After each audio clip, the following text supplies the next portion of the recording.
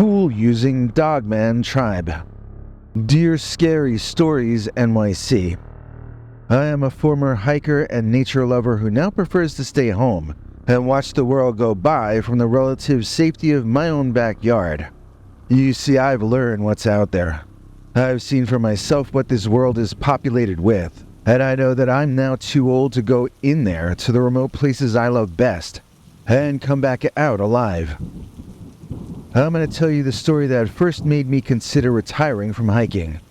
It's also a story about how I almost got retired forcibly from it when I ran into and was captured by an Aboriginal tribe of intelligent tool-using dogmen in a remote part of the United States' wildest region.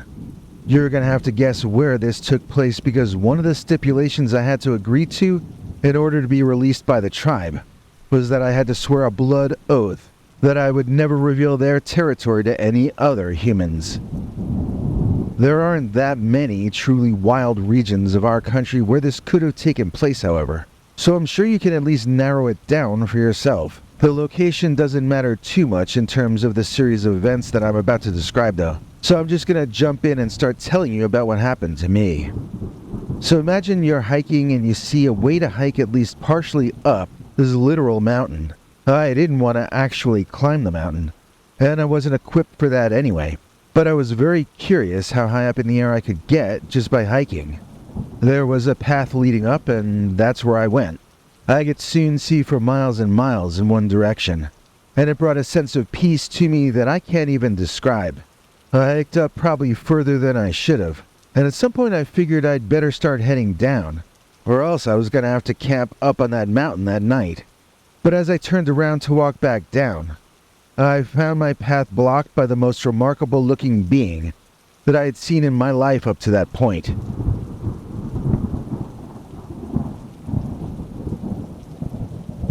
It stood like a man, but was covered in fur like an animal. It had a beast face and beast ears, but the eyes flashed in an intelligent way, and I couldn't really tell what I was looking at. This was the most muscle-bound man of all time, and he was covered in fur in most places, but not really so much on his chest or belly. He was wearing tribal necklaces and a sort of a loincloth made out of animal fur.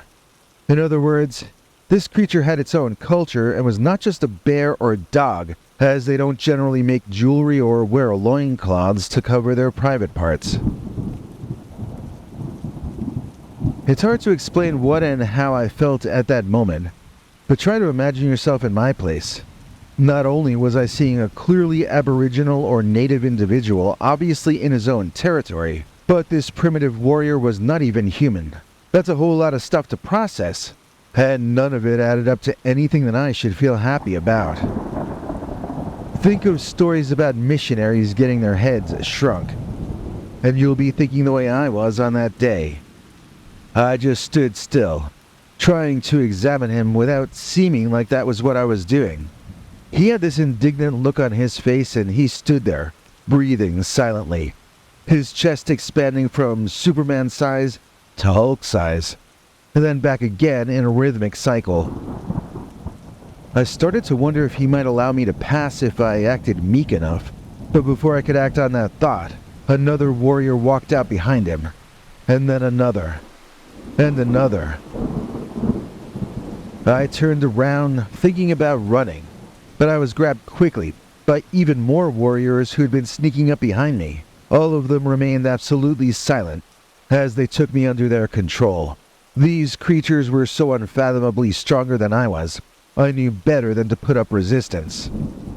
I was walked with something sharp sticking in my back for what felt like an hour up the mountain, as I saw the dogman passing around my personal belongings from inside my backpack. They ate my food, they drank my water, and they tossed the items they found useless, like my cell phone, off the side of the mountain. Eventually they put my backpack over my head and zipped it up. Then they picked me up to carry me, which was incredibly disorienting and a horrifying experience. It felt like 3 or 4 of them were gripping me by the shoulders and legs in their vice-grip hands. They were unconcerned with my comfort, but very concerned about keeping my eyes covered. This was not only painful, but it is the single most nightmarish thing that has ever happened to me. I still have bad dreams where I'm back on that mountain being carried and unable to see where I'm going. I had no control over anything, and I didn't know what was happening. It was the worst thing ever. I started feeling like I was having asthma, and I had to just focus on breathing from that point forward. I think it was a panic attack because I haven't had any more attacks like it since. When we finally reached a stopping point and I was put down, and my backpack was removed from my head, I started retching. Then I had my first moment of gratitude since this all started. If I had barfed with that bag over my head, I might have drowned before we got to where we were, which I only started to realize at that point was inside, somewhere, in a place with a soft dirt floor and a tall stone ceiling. There were a maze of stone walls that looked like they were a combination of natural, carved, and man-built. Well, dog-man-built. Once I had recovered from feeling sick, their treatment of me became far more humane. At first they cleaned up my mess for me, and then I was offered a stone bowl full of water. I was surprised it was cool and clear, and I drank a little to rehydrate, using the rest to clean myself up a bit. One of the larger ones who had been staring at me left and returned with a creature with a somewhat human-style mouth. He began to speak simple words to me like, "Hello, we know you are a human." He had not so much an accent as an old-timey feel to his way of speaking. He also had long pointy teeth too large for his mouth, so he spoke like an actor in an old vampire movie or TV show would speak. He also sort of lisped in places, but he spoke slowly and I usually understood him the first time. As he and I slowly began to each increase our understanding of the other, some of the dogmen came over and asked questions through the interpreter about what kind of a creature I was and what I ate for food, how I made my weird clothing and things like that. Some of the questions were answered for me by the interpreter in their own language, and I had no idea what they were talking about. But when he didn't already know the answer, the interpreter would ask me directly. It seemed that there was a general sentiment that I had been treated too roughly on the way in. Not the bag over the head part, though, as they really didn't want me to know where we were exactly. One of the top dogs even told me that they hadn't realized I was so fragile and breakable before picking me up. They felt bad for the way I had become sick, even as some of the warriors admitted to me that it gave them a big belly laugh to see. Weakness in an adult male was something to mock in that tribe, apparently. I didn't mind the gentle ribbing, though, and I appreciated the generally kind treatment I was receiving from the tribe. That was why I was somewhat shocked when they casually informed me in a friendly manner that it would take the leaders a week to decide how to execute me. When I got panicky and wondered if the interpreter might be translating any of those words incorrectly, he chuckled and told me not to worry. I wouldn't be executed until after the trial, and I might not even be executed at all. It was just too early to say. It would depend in the end on the kind of person I was. The interpreter began to tell me of the previous humans his tribe had dealt with, some of whom were found to be dishonorable. This happened in the time of the interpreter's grandfather, and the story was passed down to him, as was American English and 2 native languages from humans they had encountered at a time further back in history. At first, these Western men were accepted into the tribe as visiting friends, but soon information came to light about their true nature and intentions. The dogmen eventually felt forced to stage a trial, in which the men were found guilty of duplicitous behavior. They had offered some of the younger dogmen, both male and female, free passage back to human civilization in return for their collaboration in helping the humans operate behind the backs of the pack leaders. Being an orderly and lawful people, they gave the humans a chance to defend their behavior in a trial. Only one human admitted to the charges and begged for mercy. He was allowed to live on as what you might call an untouchable. He was not allowed to speak to anyone, and he was not allowed outside. But he was fed and cared for and lived into old age. The others were executed.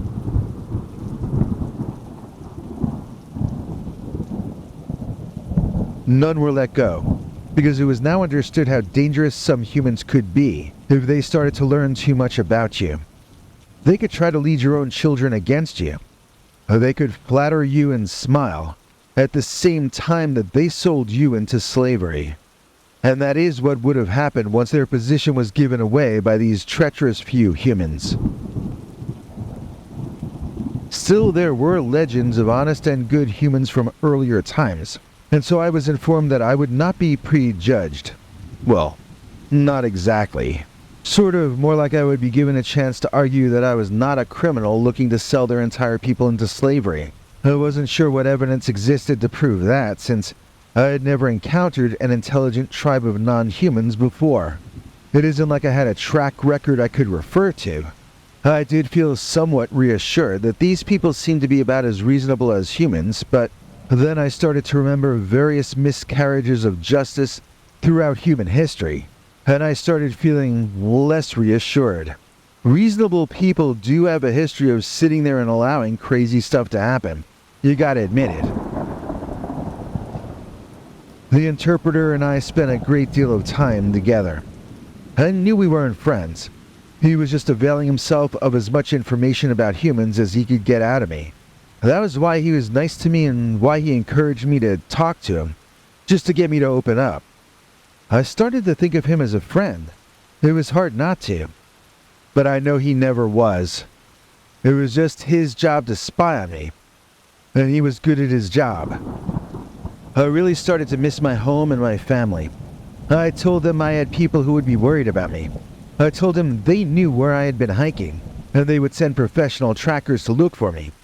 But the dogmen weren't afraid of any of that. I was told that they had intercepted me in a location that the warriors only traveled to once each generation, and they had brought me back to a place where no human had ever come on their own. It's too impassable for us to reach, and too well guarded if you somehow manage to get there on your own anyway.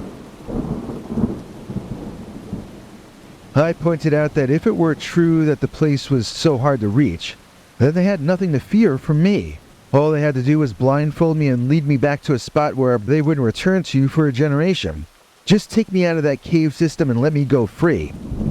The interpreter told me to save my arguments for the trial, if a date were ever set for it to start. Some of the younger ones were fascinated by me and learned some English words, so they could have limited conversations with me. I at first enjoyed this. Then I remembered what I'd been told about the prior human visitors being accused of leading the children astray. I made certain to keep my interactions with them brief and light, and I never allowed myself to be tricked into being alone with any of the children.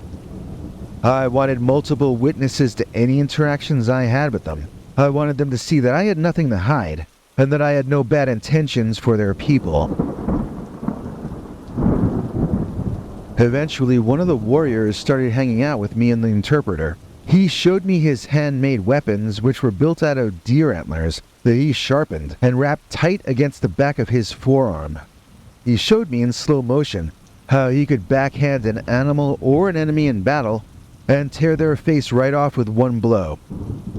It was quite impressive.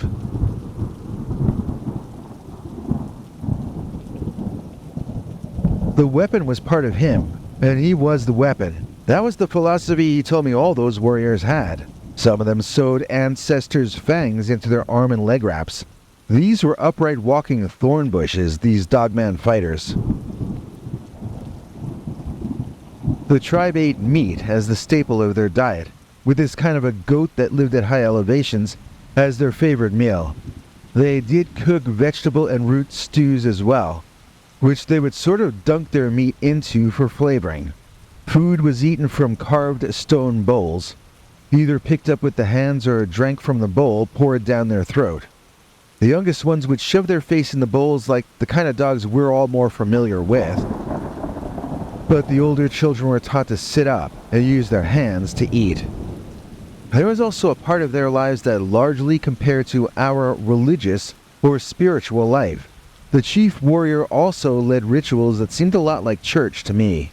We'd gather and he'd lecture us about the invisible aspects of life that are just as important as the visible ones. At least, that was how the interpreter broke it down for me. He didn't translate the sermon for me as it happened, but instead he sort of gave me the Reader's Digest short version once it was over. There was also a kind of music or singing after the sermon, but it was not quite as organized as singing a hymn. More like they all howled and banged on rocks arrhythmically, but it looked like it was a religious experience to all of them. The echoes of the howls and the banging inside that cave were deafening, and the entire place started vibrating in tune with all of this. Pebbles fell everywhere, and dust rose from the ground, until I started to feel like the entire cave was going to collapse in on top of us. Obviously that didn't happen, or I wouldn't be here to tell you this. I began to get claustrophobic after that incident, however, and the interpreter told me that there was a growing sentiment among the people that I should be released.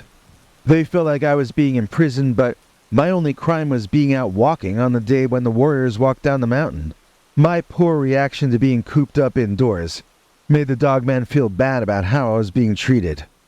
One of the warriors even got up and made a speech in front of the others, saying that they were killing this fragile hairless monkey, and to kill for any reason beside food or legal execution was forbidden.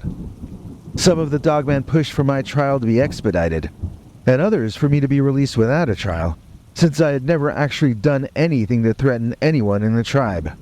After I made a blood oath with some of the top warriors, a compromise was reached, and I was made to go in front of the people and phonetically repeat things the interpreter told me to say.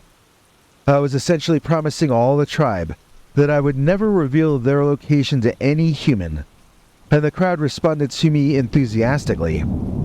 I was given a farewell feast, then in the morning they allowed me to blindfold myself by tying a rag around my eyes, and they carried me down the treacherous part of the mountain to a point where I knew my way down. I gave the interpreter a hug, which seemed to surprise him, since he had none of the warm feelings toward me that I had developed toward him. I have been told this is because of Stockholm Syndrome, but maybe that interpreter had never been to Sweden, because he failed to understand my behavior.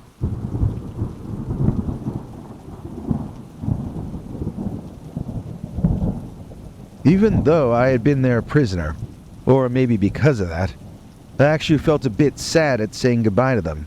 Once they were out of sight and I was walking back toward the human world, though, I have to say I got over my sadness pretty quickly. Each step I took went faster than the previous one, and soon I was nearly running. The first human I saw was a stranger who started waving at me, and I swear he was calling my name. I walked toward him tentatively and confused, wondering if he was someone I knew. It turned out he was a rescuer out searching for me. I had been missing for almost a week, and it was expected I was probably deceased or injured. When he saw me just sort of jogging down the mountain trail, he was incredulous. He kept looking at me like he was seeing a unicorn or a space alien. He couldn't believe I was calmly having a conversation with him, and that I appeared uninjured. It was really nice to reunite with my family and friends when I got back home. People like you a lot better after they think they've lost you. That's a lesson I learned from this series of events. But I also learned that the parts of the world that I find most interesting are not just interesting to me, because some of those places are the turf of the Dogman Warrior Tribe. He's the best, he's excitement, and he's a thriller. I'm talking about the Irish Godzilla. Please join me in thanking the amazing and wonderful Godzilla Tim Walker in Ireland for pulling our butts out of the fire once again. Godzilla donated to us using our paypal.me/PeterBernard209 page, which means we get it here in America within seconds of him sending it from the UK. That money goes toward food, which costs so much more each week than it did the week before.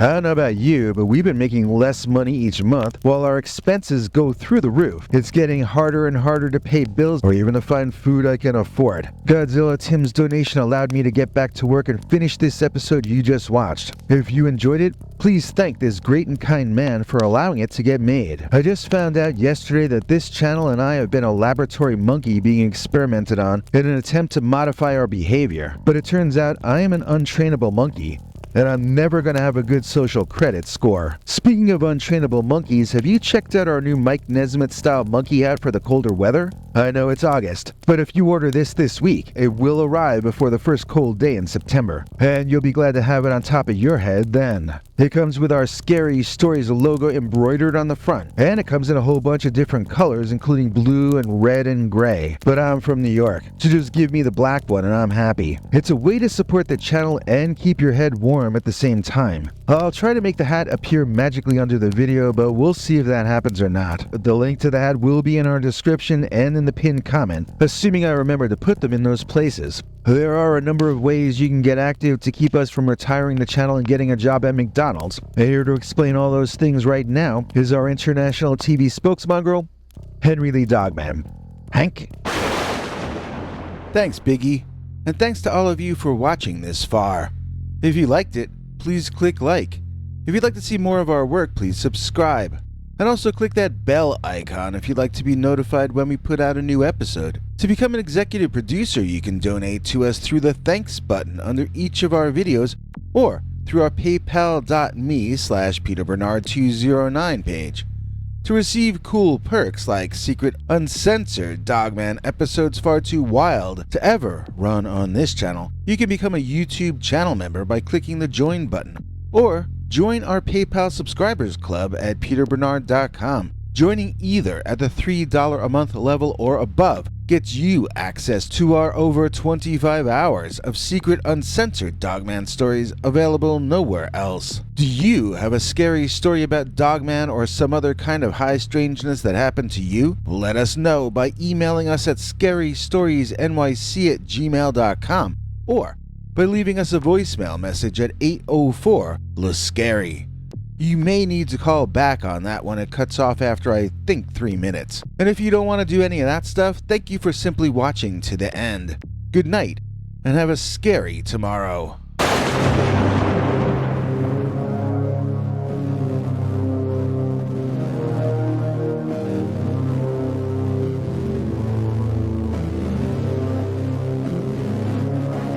Come back for more scary stories.